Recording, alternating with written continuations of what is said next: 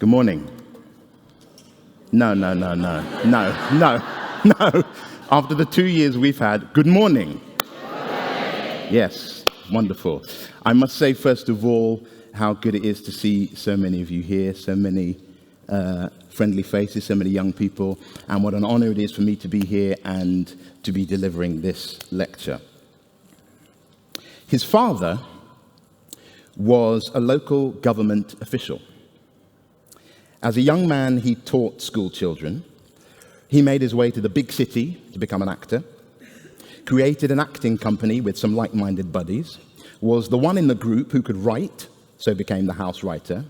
He used the popular songs of his day in his works, popular phrases, contemporary references, used a dazzling number of tools in his verse: rhythm, rhymes, simile, alliteration, antithesis. He was the most popular writer of his day.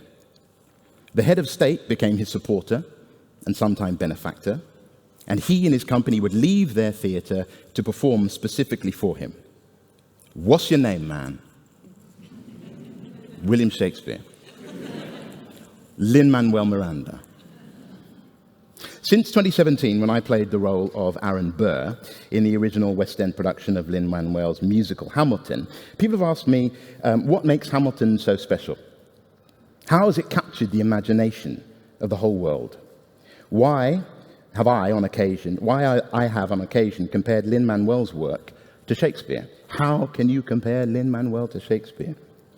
This morning, in this room where it happens, I'll try to explain. There is that phrase, to capture the imagination. A chair, a table, no other furniture is used in the production of Hamilton. Shakespeare, too, used nothing more than these. In doing so, both force the audience's attention squarely onto the language. The audience can only be driven by the word. The production sits entirely with the word and the images the words conjure. During Hamilton rehearsals, as we staged the Revolutionary War, our choreographer, Andy Blankenbuehler, would tell our ensemble that at this particular moment, all you are tasked to do is not to execute this piece of choreography in a certain way or to move in a certain way. Your task is not to move, but to see. See the enemy in front of you during the Battle of Yorktown. See them aiming their rifles at you. See the bullet speeding towards you. See it. And if you see it, then the audience will see it. Later, at the end of the play, when Burr's bullet rushes towards Hamilton's ribs, it is represented between the index finger and thumb of the company member who has become known as the bullet. It is not there, but it is, because she sees it. Her thumb and finger hold it, and her eyes behold it. The production asks the audience to see what is not there, dares them to. This is the essence of theatre. Not only to see, but to believe. And when the bullet struck Hamilton every night, the audience gasped. They cried. The audience's imagination is the most powerful tool the storyteller has. Shakespeare knew it, and Lin-Manuel knows it too. In the prologue of Henry V, Shakespeare has the chorus come out onto stage and tell us, "Think when we speak of horses that you see them, printing their proud hooves in the receiving earth. For 'tis your thoughts that now must deck our kings, carrying them here and there, jumping over times, turning the accomplishment of many years into an hourglass." Shakespeare and Hamilton both dare their audiences to imagine, and as a result, the audience are part of the story. Shakespeare knew it, and Lin-Manuel knows it too. Romeo and Juliet begins, "Two households, both alike in dignity, in fair Verona where we lay our scene, from ancient grudge break to new mutiny, where civil blood makes civil hands unclean. From forth the fatal loins of these two foes, a pair of star-crossed lovers take their life, whose misadventured piteous overthrows doth with their death bury their parents' strife. The fearful passage of their death-marked love and the continuance of their parents' rage, which but their children's end naught could remove, is now the 2 hours' traffic of our stage. The which, if you with patient ears attend, what here shall miss, our toil shall strive to mend. In the first 16 lines of Romeo and Juliet, we get the entire plot. 2 households, 2 families. In fair Verona, it's set in Italy. A pair of star-crossed lovers take their life. 2 young people from each family fall in love and, what's more, kill themselves, ending an ancient family feud. Is now the 2 hours traffic of our stage. The play will last 2 hours. It should do. A story about 2 young people from warring families who fall in love and commit suicide. In the first 2 minutes, we know everything. Recently, I wrote a play based on an horrific British massacre in which one of the victims survives. In the very first scene of my play, one of the characters reads of the horror to another character and mentions that there was, in fact, one lone survivor. My director criticized me about this. It's basic dramaturgical storytelling. You can't give away that there is a survivor. When we get to the massacre scene later on, the audience will know what's coming. There'll be no tension. They won't be with you. I told him yes, but Shakespeare knew what he was doing. Shakespeare in Romeo and Juliet not only tells us that the heroes are going to die, he tells us how they are going to die. And yet, it is one of the greatest and most beloved stories of all time. We are heartbroken every time we see it, even though we know what is going to happen. Well, I contend it is precisely because we know what is going to happen. Shakespeare knew it, and Lin-Manuel knows it too. Because Lin-Manuel begins his play.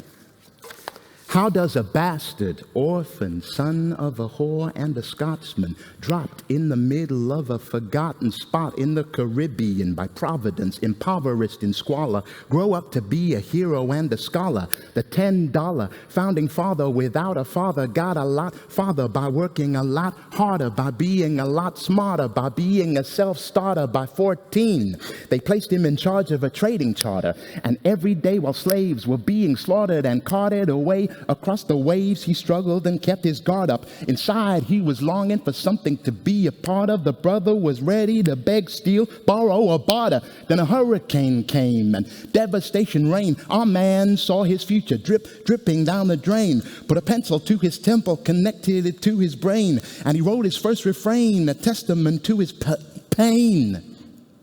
Well, the word got around. They said, this kid is insane, man. Took up a collection just to send him to the mainland. Get your education, don't forget from whence you came, and the world's gonna know your name. What's your name, man? And at the end of the song, Madison and Jefferson say, we fought with him. Lawrence says, me, I died for him. Washington says, me, I trusted him. Eliza, Angelica, and Peggy say, me, I loved him. And Burr says, and me, I'm the damn fool that shot him. We get the whole story. We know that he's going to get shot, and we know that this is the man who will shoot him. The audience knows what's coming. And because you know what's coming, if the storytellers do their job skillfully enough, the end of the story will be more affecting because of this information, not in spite of it. I call this the roller coaster effect. You get on the roller coaster, you see the peak. Before you even climb onto the ride, you've heard the screams of the previous victims. You know what's coming before the thing even begins. You know what's coming. And there is a way to make the impact more effective. How? Anticipation. The journey to that impact becomes the important thing. It's how you get there that matters. You sit on the roller coaster and hold tight. That bar lowers down over you. Already you're terrified. Then you start to climb. Always slowly. Oh God, in truth, this is the scariest part, the most effective part, because you know what's coming. This is why roller coasters in the dark never really took off. You have to see what's coming.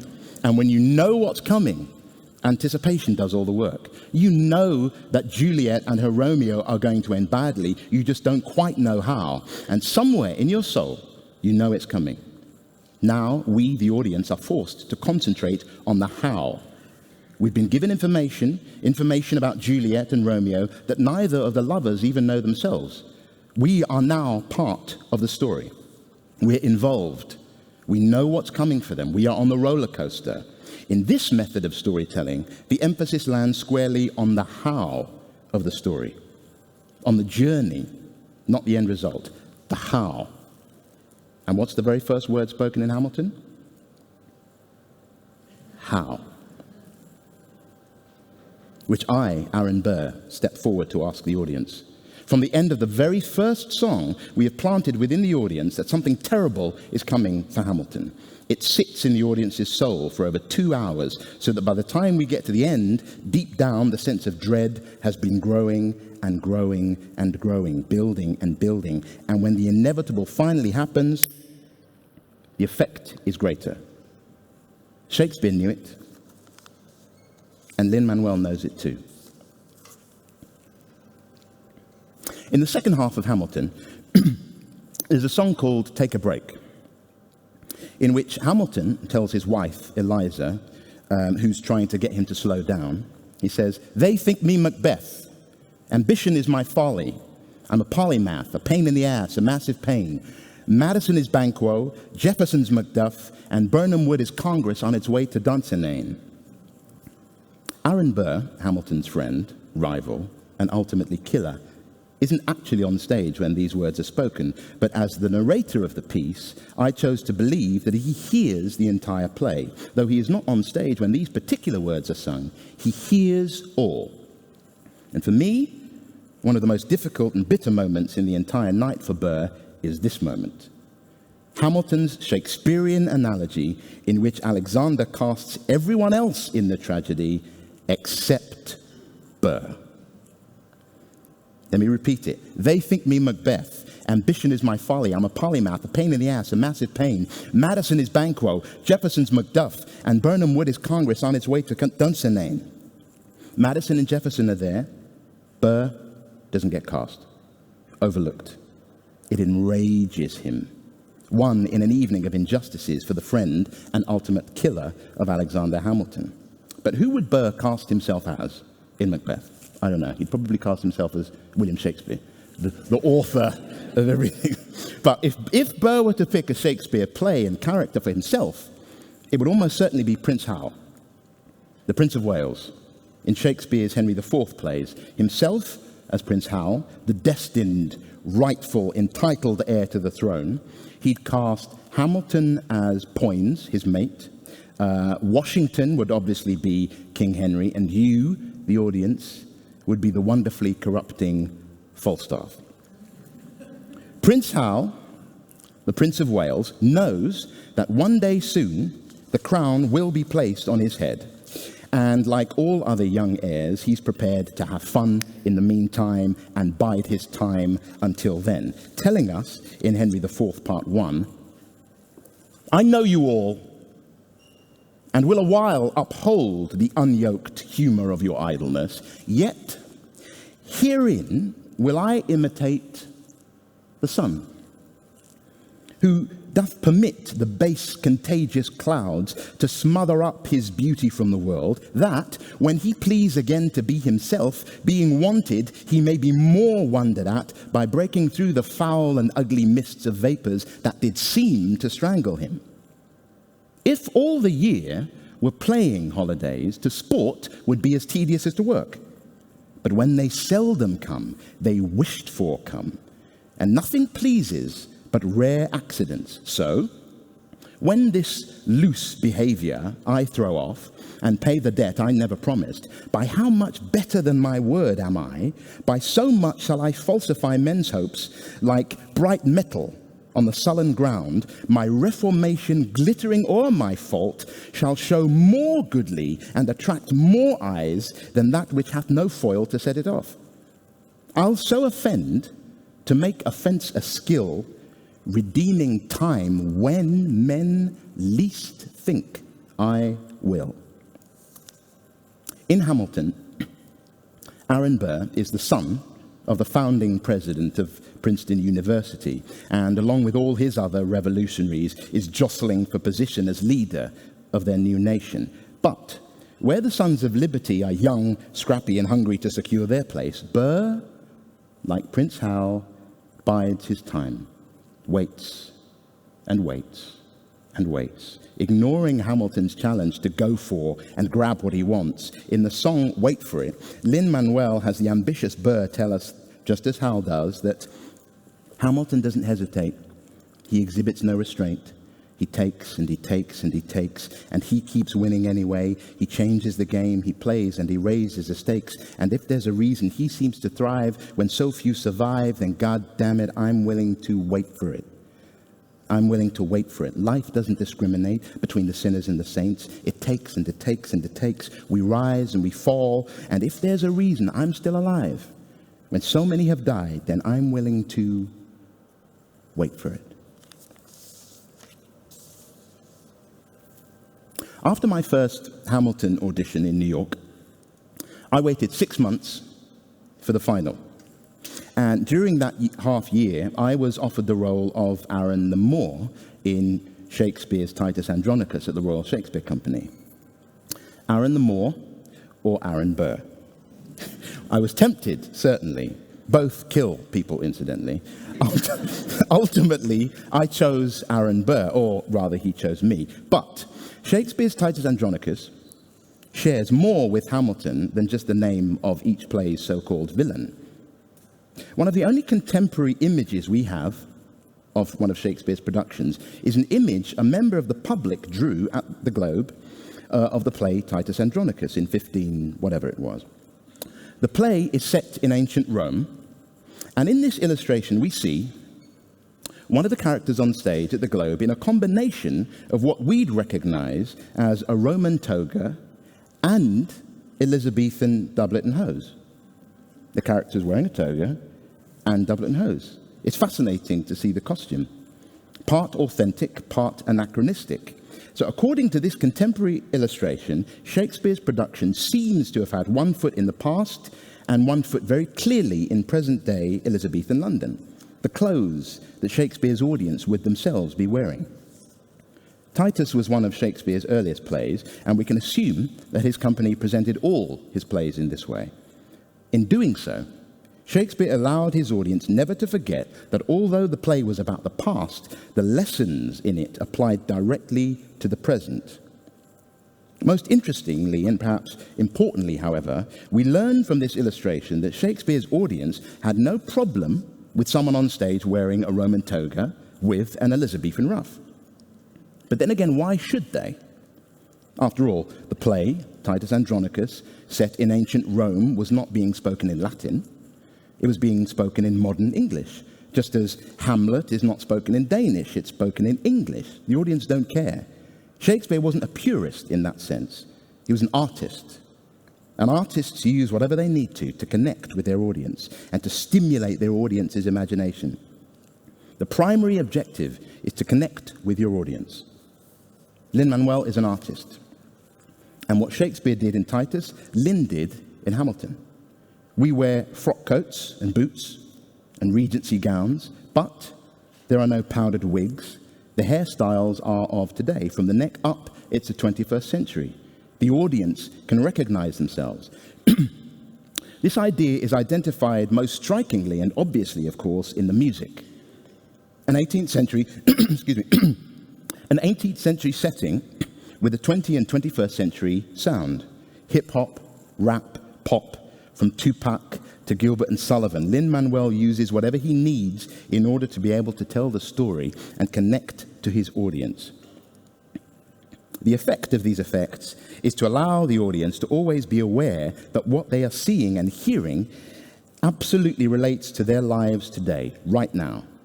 This story is about them, us. Shakespeare knew it, and Lin-Manuel knows it too.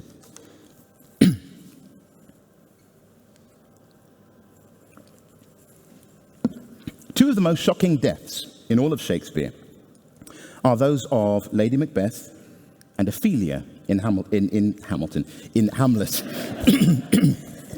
Neither of them appear on stage.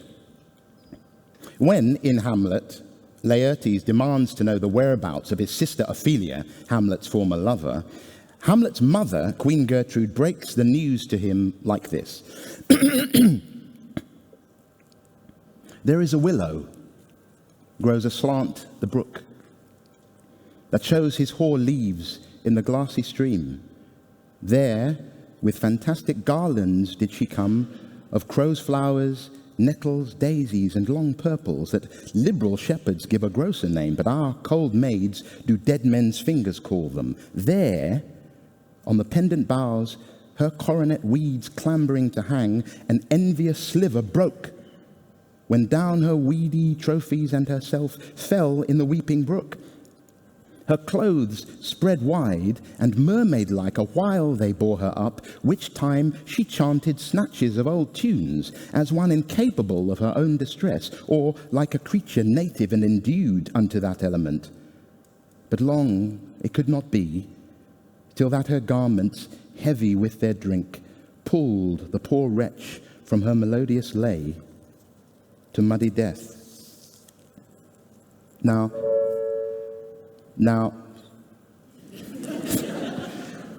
Shakespeare's plays are littered with deaths which happen on stage. Indeed, at the very end of Hamlet, we see 4 in quick succession: Gertrude, Claudius, Laertes, and Hamlet himself. But when Shakespeare chooses to keep the death off stage so that his audience aren't permitted to see, he does it for a very good reason. Laertes is told about Ophelia's death, and immediately his mind and imagination are engaged. The event becomes instantly worse as he imagines it. Same thing happens with the audience. Did it really happen the way Gertrude said? Is she sugaring the truth? Did Ophelia really fall, or was she pushed? If someone heard her singing, then why did they not help her? Gertrude depicts the death romantically. But have you ever seen someone drown? It is not romantic. So what is our friend Shakespeare up to? He knows that the most powerful tool he has at his disposal is the audience's imagination. We fill in the blanks. Not seeing it, we have to. Our imagination, like Laertes, is forced to recreate the event as we are hearing about it. And in doing so, we become all the more involved in the story. In Hamilton, Alexander's death is not shown on stage. The moment when he gets shot by Burr is, but his actual death is recounted by Burr. Why? Why do we not see it? Well, we have seen one death on stage already. 15 minutes prior to Hamilton's death, Hamilton and his wife Eliza's son, Philip, is killed in a duel, fighting to defend the honor of his father's name. Hamilton gives Philip his pistols and tells him to aim for the sky rather than his opponent. Philip gets shot and is carried in before his parents and us, the audience, and we all watch Philip breathe his last breath. In this moment, Eliza, his mother, screams out as her son dies. It's too much for her. She's never the same again. 15 minutes later, when Hamilton himself is shot by Aaron Burr with the very same pistol and dies, we do not see the death. We are told about it by Burr. Just as Gertrude tells Laertes of Ophelia's death, Burr tells us, they say Angelica and Eliza were both at his side when he died. Eliza, present at the death of her son, is now also present at the death of her husband. We saw her reaction to the death of her son, and therefore we are now forced to imagine her reaction to the death of her husband. We don't need to see it on stage. Our imagination will be more vivid, more real, more tragic, more moving than anything any actor or director could come up with. Shakespeare knew it, and Lin-Manuel knows it too. In Shakespeare, the fools know everything, and the kings know nothing. The fool, the jester, the clown. There are many of them in Shakespeare. When King Lear chides his fool for spouting cheeky songs, "And you lie, sirrah, we'll have you whipped," the fool replies, "I marvel what kin thou and thy daughter are. They'll have me whipped for speaking true, they'll have me whipped for lying, and sometimes I'm whipped for holding my peace. I'd rather be any kind of thing than a fool, and yet I would not be thee, nuncle. Thou hast pared thy wits on both sides, and left nothing in the middle." Or in Twelfth Night, my favourite clown, the sweet and sour Feste, sings to us that, "When that I was and a little tiny boy, with hey, ho, the wind and the rain, a foolish thing was but a toy, for the rain it raineth every day. But when I came to a man's estate, with hey, ho, the wind and the rain, 'gainst knaves and thieves, fools shut their gate, for the rain it raineth every day." In Shakespeare, the clowns or fools are the most perceptive minds in their respective worlds. The fool knows all, the king knows nothing. In Hamilton, Lin subverts this idea. In Hamilton's New World America, it is the common founding fathers who are now elevated to gods. Therefore, Lin chooses to reduce the English King George III to the role of clown, popping up throughout the show to provide comic relief, like one of Shakespeare's fools. Only now, not only does the king know nothing, the fool also knows nothing. The king becomes the fool in every sense. It is a stunningly brilliant theatrical device, as in King George III, we have the most famous mad monarch of them all. Lin has the king declare, in a dazzling act of denial, "You'll be back, soon you'll see. You remember you belong to me. You'll be back, time will tell. You'll remember that I served you well. Oceans rise, empires fall. We have seen each other through it all. And when push comes to shove, I will send a fully armed battalion to remind you of my love." Declaring with mad certainty that soon America will learn the error of its ways and all will be reversed. But only a fool could suggest that history goes backwards. Lin's King George is Shakespeare's fool inverted. In Shakespeare, the king is ultimately the fool. In Hamilton, the king is the ultimate fool. Lin even gives his king fool the ultimate fool jester trope, the nonsense refrain, where Shakespeare's clown might give us the ubiquitous "hey nonny nonny, hey nonny nonny." Lin gives King George the gorgeous gibberish da da da da da da da da da da da da da da da. Like one of Shakespeare's most brilliant and nightmarish jesters, the porter in Macbeth, Hamilton's King George is essentially alone on stage and talks to his audience directly. This makes him more vivid to us, and we delight in his mad ramblings. Lin-Manuel's King George is Shakespeare's fool inverted, and yet the fool always has a purpose, always in Shakespeare and always in Hamilton. In Shakespeare, the fools always somehow embody the past, the ageless, universal, natural wisdom. We find these characters in all cultures, a kind of eternal, natural wisdom rooted in the past.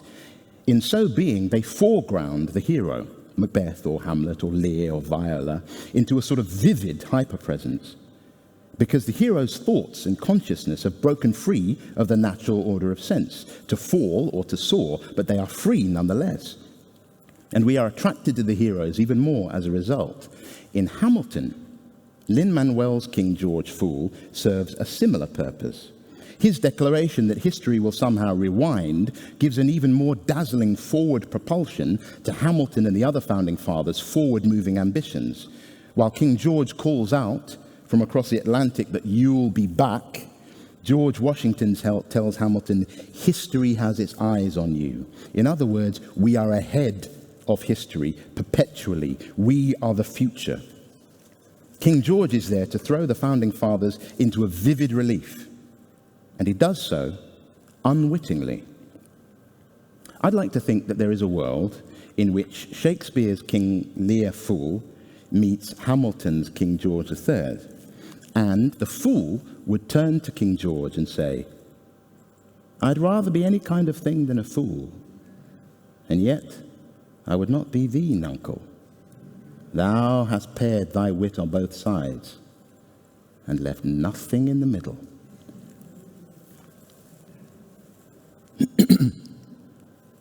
Excuse me. About 10 years ago, I made... Why was that? Where did you get a laugh? Who's laughed at it? You haven't heard it yet. About 10 years ago, I made a film, a documentary about Shakespeare called Muse of Fire. It's a film that I and a friend made investigating why people are intimidated by Shakespeare and what we could do to change that. We traveled the world meeting with and talking with different people. One of the people we spoke to while we were in America was the great literary scholar, the late Harold Bloom. And following the afternoon we spent with him at his home in Boston, Professor Bloom and I became friends. I'd write to him asking for his advice on a wide range of things, which translation of the Odyssey he recommended, or his thoughts on Joseph Campbell, who it turns out he had zero time for, which Thomas Jefferson biography he thought useful. But the reason I wanted to speak to him initially was the book that he'd written about Shakespeare in the 90s called The Invention of the Human, his late masterwork, where he looked at each of Shakespeare's plays individually and wrote on every one of them, the ultimate Shakespeare companion. A divisive figure was Harold, not always popular, but always passionate. His central idea regarding Shakespeare, and indeed why he called this book The Invention of the Human, is that with the advent of Shakespeare, we get, suddenly, for the first time in drama, characters who are able to observe themselves. According to Bloom, this hadn't happened before Shakespeare, not in Greek nor in Roman characterization. Characters are for the first time during the story able to be aware of themselves, and as a result, we, the audience, see them face choices. The character could behave this way, or they could behave that way. Bloom maintains that with Shakespeare comes the innately human characteristic of self-seeing. This occurred to him when, as a young man, he attended what he told me was an otherwise unremarkable production of King Lear, a pretty poor production according to Harold, except for the actor playing the villain, Edmund. In itself, not a great performance until it got to Edmund's death scene, where the character, the villain of the piece, who has played Lear's daughters Goneril and Regan off against each other, wooing both, the dying Edmund considers the sisters and reflects, yet Edmund was beloved. With his last breath at the flickers of his life, he is able to see himself, almost as if looking at himself as he lays dying. It occurs to him in that moment, yet Edmund was beloved. And he dies. 4 words, but something in that otherwise unremarkable production of Lear led Bloom to behold Shakespeare's invention of the character, as Bloom called it, self-overhearing. Yet Edmund was beloved. Once Bloom saw this trait, he saw it throughout all of Shakespeare. It's what makes the characters so vivid, present. They can at times look at themselves from outside of themselves, almost from the same vantage point as us, the audience. And we, the audience, are always in the present. Lin does something similar in Hamilton. And when I noticed it, it became one of the reasons I wanted to play the part. One specific line, almost the last thing that Burr says once Hamilton is dead. I should have known. I should have known the world was wide enough for Hamilton and me. Now, it is an actual Burr quote. Well, Burr used half of the quote. The way Burr actually said it right at the end of his own life was, had I read Sterne more and Voltaire less, I should have known the world was wide enough for Hamilton and me. Bless you. So in the original context, the word should, I should have known the world was wide enough, should means more like would. Had I read Sterne more, I would have known. But in Lin's quote, cut in half, omitting the part about Sterne and Voltaire, the writers Sterne and Voltaire, using only the latter half, I should have known the world was wide enough for Hamilton and me. The should now takes on a meaning more like ought to have. I should have known. I ought to have known. In Lin's version, the word should now implies a choice. He ought to have known, and therefore it allows for possible regret. It is more active and more tragic immediately. It is Shakespeare's self-seeing. Edmund, dying, able to suddenly see his life with fresh eyes, even for the briefest of moments, is aware of the tragedy. So it is with Burr, as he says, "Now I'm the villain in your history. I was too young and blind to see. I should have known. I should have known the world was wide enough for Hamilton and me." Characters' self-overhearing gives them an extraordinary, rich and vivid quality. Shakespeare knew it, and Lin-Manuel knows it too. Shakespeare is, of course, finally beyond us all, and I have not sought to compare their talents, but rather their methods. I've touched on some of the commonalities, but I want to end with one of the differences. When I first saw Hamilton in New York, I was moved to tears at how perfect the whole thing seemed. The lyrics, the melodies, the costumes, the visuals, the choreography all seemed so perfectly formed and complete. And I remember thinking how amazing it is, for once, to have an artist as a vessel, a channel, whose material seems to just flow out of him, fully formed and complete, song after song after song, melody after melody, lyric after lyric. The piece seems so effortlessly, perfectly formed. When I worked on the show, however, and got to know and talk to Lin, I found out that the reality, of course, was nothing like this. Hamilton may appear like a perfectly formed thing when we see it on the stage, but it took work. Hard work, tough work, rewrites, revisions, drafts, changes, more rewrites, crossings out, discardings, frustrations, workshops, more rewrites, change this rhyme, adjust that melody, more rewrites, crafting. It took work, a lot of work. It was a process. So all you young writers out there, be encouraged. It's a process. But for our friend William Shakespeare, however, well, he occupies a continent all of his own. We know little about the way he worked, but we do have the words of two of his friends, two of his actors from his company who acted with him in most of his plays, John Hemmings and Henry Condell, two people who knew Shakespeare better than anyone.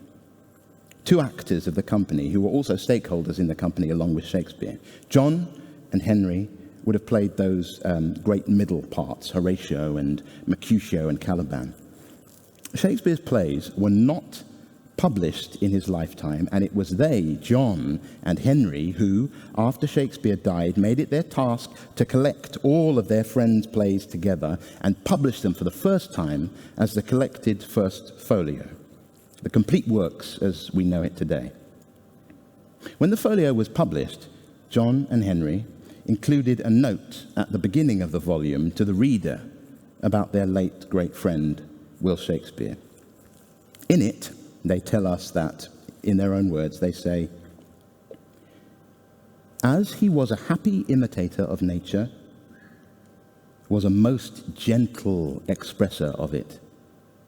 His mind and his hand went together, and what he thought, he uttered with that easiness that we have scarce received from him a blot in his papers."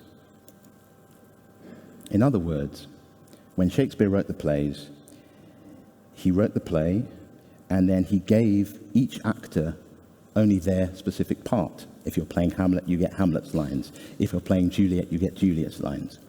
He hands them all out. And what John and Henry are saying is that in those bits of paper, there were no scribblings out, no crossings out, no rewrites.